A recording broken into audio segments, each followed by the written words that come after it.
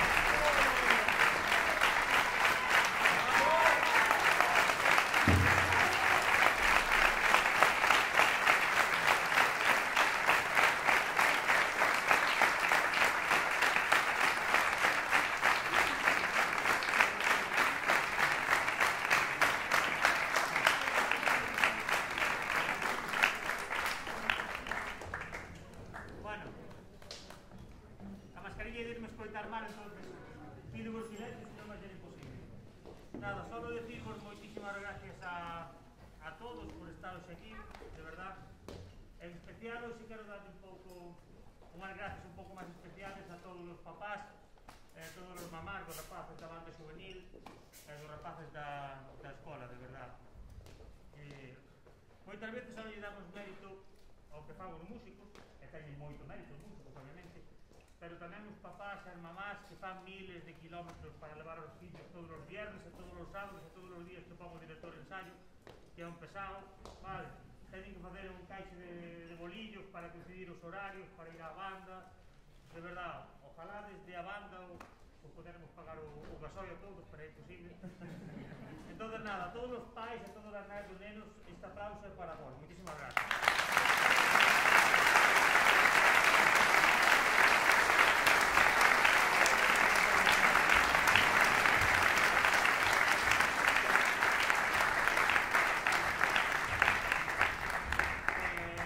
E como non, tamén darlle gracias a todos os músicos.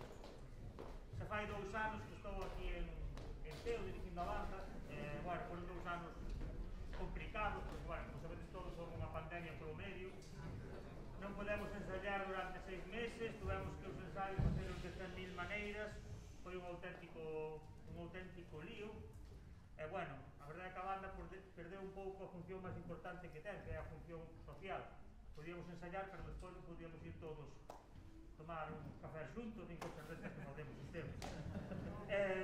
Entón, hai moitísimas bandas que están a punto de desaparecer, perderon moitísimos músicos, pero aquí, exactamente, pero aquí en Teo a banda, como vedes, incluso medrou estes anos, iso di moito do grupo humano que son fantásticos.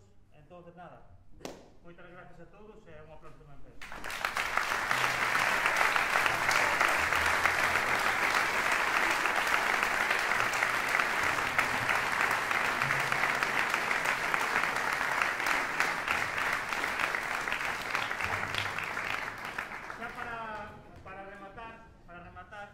Fai cousa dun mes, bueno, pensei en tocar un villancico para acabar, obviamente estamos en Nadal, e, bueno, a verdade é que non había ningún villancico que me convencera, entonces pensei en tocar unha banda sonora que a min a verdade é que me leva á miña infancia, unha banda sonora dunha película, da película Solo en Casa, non sei se vos sona, que, bueno, a min traemos recordos de cando era pequeno, había a tele nesas tardes de chuvia ou esas noites que podías ir un pouco máis tarde para a cama en Navidad, vela con meu pai na